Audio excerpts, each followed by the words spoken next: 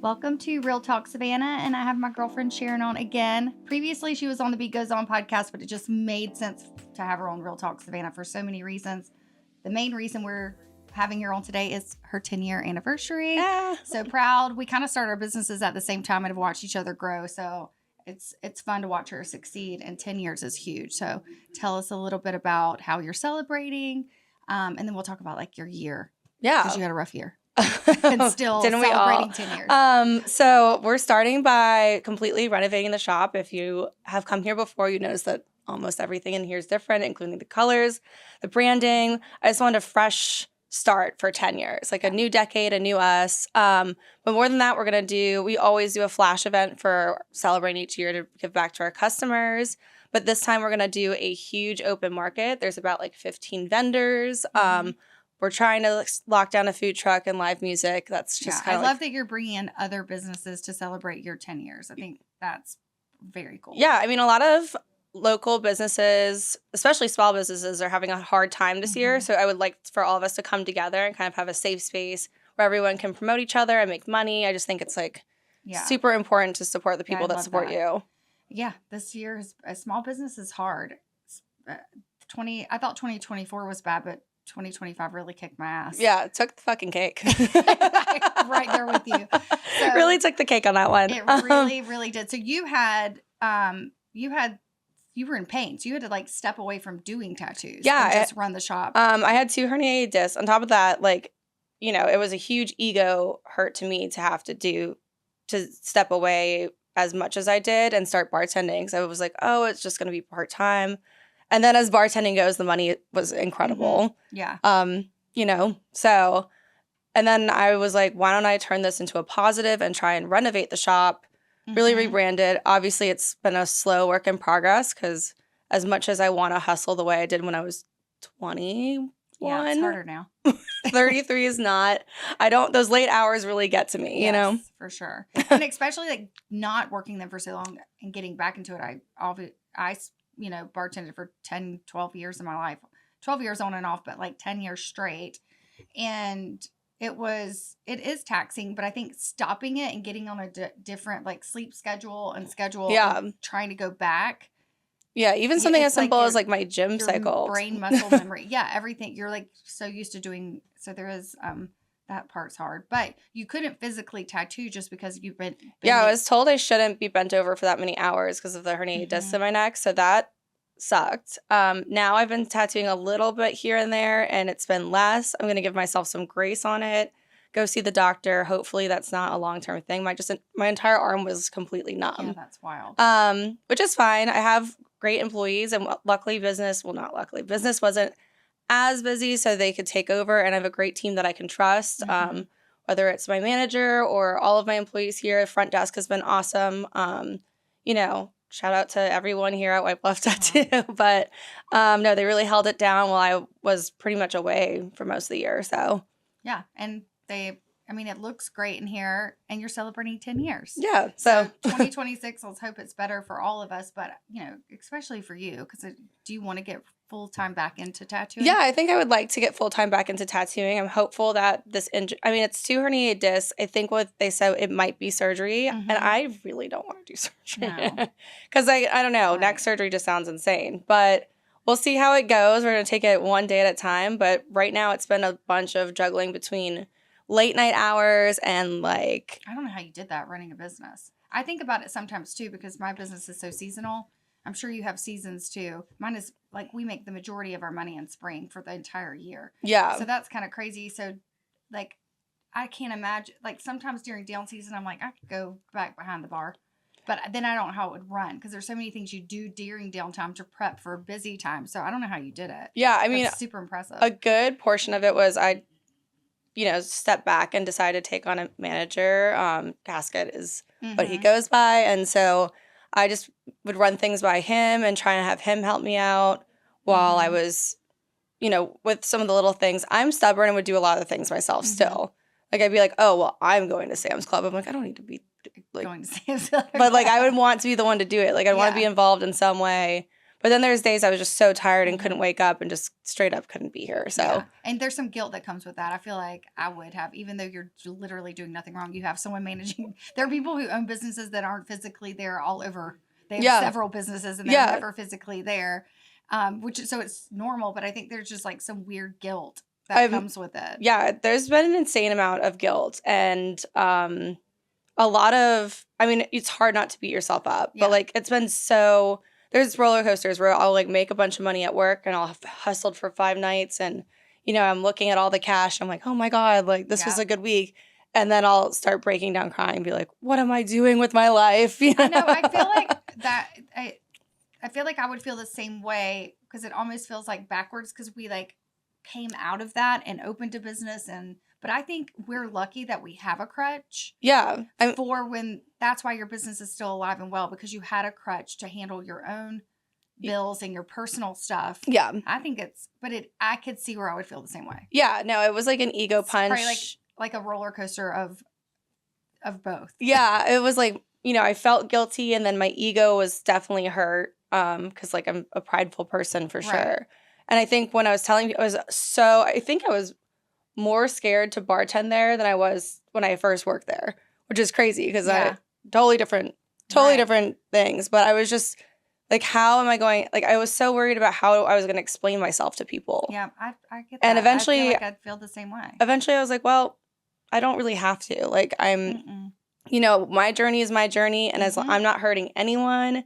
In fact, I'm trying to do the best I can. And it's the healthiest thing for your business, for you to step away and you handle your personal shit from the bartending rather than from the business. Yeah, for sure. And it's something that I wanted to be a positive in the business. Like I wanted to make all my guilt and my like poor crushed little ego go into something. Our ego always is a pain in the ass. I mean, everyone, even if you're like, oh, I don't have an ego. Everyone has some form of an ego. Yes, they do. Yeah. And sometimes it gets the best of us. And there's been days where I've just been in my bed, like bawling my eyes out, like I'm not good enough, you know? Yeah. I think we go through that different phases. We'll go through it again in our business. But I think it's very, something to be proud of to have 10 years, to have employees that have your back, a manager that runs a business. That's a reflection of you. Yeah, for sure. I mean, I'm very fortunate. I know not a lot of businesses can do that. I mean, a lot of my employees have been here like over 5 years. So that's a reflection of you. That's how you treat them and how you run the business. And even the employees I've had in the past, not all of them, but I try and have good relationships with them. I always wish them the best, I really try not to leave with drama. Yeah. Because there's just no point. Well, that doesn't help anything. No, tattoo artists, or artists in general, they're going to want something different for their path, You can't have that hurt your feelings. It's a creative environment. You have to let the creatives be what they are. Yeah. And not control. Yeah, and everyone has their own path in this life. As long as they didn't, screw me over in some way, then I wish them all the best. As long as they didn't steal. Peace out. Wish you the best. And if you did steal, I wish you the worst. Steal it. It's hard to come back from stealing because when you're working your butt off in a business to build a business and someone takes from that and feels like they were owed it. It's happened to me. And I think it happens to every business owner. It happens to every business owner. It does. It is really hard. It is really hard to understand that and to have a forgiving heart because my brain doesn't think that way. I don't steal. No. Many businesses, so I'm like, don't understand, nor have I ever felt owed enough to take something that didn't belong to me or to cause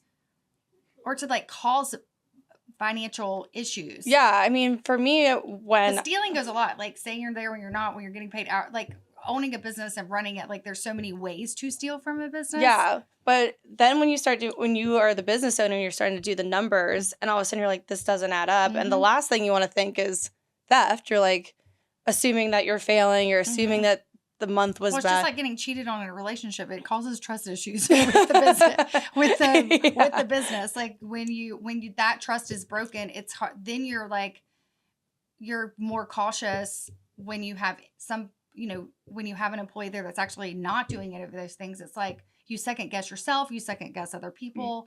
Yeah, I mean, I've noticed and every business goes through. I've noticed when people have a good week, I'll be like, let me check their numbers, like. Right. And that's just being smart. It's not like it's just and that person smart. Can just be consistently grinding and doing the best. But in the back of my head, I'm like, or why are they doing more than everyone else? And it's typically I just look at it and I'm like, okay, I'm being insane. Like, because something's happened to you where you where you felt that way. And I mean, it's a part of being a business owner. I think like setting boundaries and being aware that you're and calling yourself crazy for that. It's like, you're kind of like talking yourself down. I think as business owners, we have to do that. No, I think every business owner should go through their books and see what the numbers are. Like, it shouldn't be like a notable thing that all their employees know about. Like, I'm like on the back end, I always do check that just to make sure. Even, my longest employees, it's just one of those things that you just want to make sure everything's running right and correctly and no one's taking advantage of you. Because when someone has taken advantage of you in the past, it really does like hurt. Because if I can help you, I will. 2025 is not the year to ask me for help. But prior to that, when when I was doing really good. And I think people need to hear that because there are a lot of businesses, we all put on face. Yeah. We can't be at our business being like, this was terrible in front of our customers like that. No one wants to hear that shit. No. So we have to come on and put face, and there's a lot that goes on in the back end, like of our mind, trying to move money around, run special, do all kinds of weird shit to get the funds back in during downtime in 2025. I thought 2024 was a little rough, but 2025 was weird. Yeah. It was just weird. Like the season was weird. I felt like we never had a tax season, which is our busy time of the year. Right. I felt like we never had. Everyone's like, Savannah is so busy, and I would be like, where? I did a little better locally. My own line was terrible. So, but I moved into a new spot, so that helped for my slow season. But also, it cost me a lot of money to make that move. So where the money was there, thank God, I had to run specials to do that. So on the back end, like we have to do things to like keep things running. In her case, she had to I had to get back in real estate. I'm back. I moved my license, got to get back in real estate to bring in some money for my personal bills, just like you did. And I love real estate. I love helping business owners, but I felt the same guilt from stepping away. Yeah, you're like, well, now I have to do something instead of being like all encompassed in this business. Right. But at the end of the day, we have to eat too. Yeah. Yes. And we have to be sane. We have to. I was like buying cheaper groceries and weird stuff, but I don't like to cook. I like to go out to eat. So I'm like for my sanity, I need to go out to eat. Yeah, that's one of my things is I need like a good glass of wine and some food. Same. Like it's just for me, that's my like self-care. I mean, I guess I have a billion forms of self-care, but we all do. But for me, like one of the best things at the end of my day is to get like a glass of wine with a girlfriend, which this job it's a release. I think it's like just to escape everything that's going on in our brain as business or as women, first off, and then as women in business, like we can carry a lot. Yeah, and we will. And I think escaping that with a glass of wine and a girlfriend just laughing and forgetting or laughing about the issues, which I think that's my favorite thing to do. Is just that we'll sit around and like laugh about shit. Trauma. Laugh about trauma, literally. We'll laugh about shit that's, like tortured us. Yeah. But you made it 10 years, and I think that, like, I've seen her from the beginning. So I was serving her drinks where she was of age to drink, but she acted so mature, I didn't even know I was serving her underage. I've watched her grow. I've watched everything that she's accomplished. So much to be proud of. And I think it feels good that we can come together after many years in business together and be like, this year sucked. What can we do? What advice can you give someone watching who maybe was in the beginning and it was rough? Because I had some bad, weird shit in the beginning, too. The beginning of starting my business was absolutely insane. I was supposed to just be an investor, and I ended up owning it at like 24. That's impressive, but also a lot of pressure. Lots of pressure. But I guess like the best thing is a lot of people at that point were like, you should sell it. Even this year, a lot of people were like, well, if it's not going good, maybe it's time to call it quits. And of course, that's always in the back of your mind. Like, right. It's always like, when do I give up? Like, but I'm not in the business of giving up. Yeah. So, and good. I love that. I think the more resilient you are, even if it's the long hours and, crying at 4:00 in the morning after serving a bunch of dancers a lot of Don Julio Reposado. Right. Like, being like, what is this? Why is my life this? I think the moments where you just feel defeated, just let it like empower you to want to do better. Because the good moments are worth it. There is so much this business has given me: great friends, great opportunities. I have also given my employees a space to make their money. I've watched them buy new cars, which I think is fun too, to watch them grow. And then, you know, it's a good space when everyone's doing well. It is so well worth it. You're providing a good foundation for them to grow, and you're a good mentor to them too, because you are tattooing as well. So I think it's there. I think that is, it's so impressive to like to have a safe environment during a rough year. So having the team that you have, you supporting them as well as them supporting you. I mean, that's like, it sounds like it's simple as that, but that's not easy to find. Yeah. Well, I mean, if you look back to like when you first started in business, I mean, I'm sure you've gone through a bunch of different employees at this point. And not all for bad reasons, but but I just couldn't. Good and bad. And some thrived and left and went and did their own thing. Like Alexia that does Glam Strands. She was my employee first. I helped her do her booking system to leave me. Yeah. You're like, goodbye. It's full circle because now she's renting from the new shop. So life, I think when you treat people good, it definitely comes back. I just think if I didn't have the specific crew this year, they made it pretty easy for me to step away.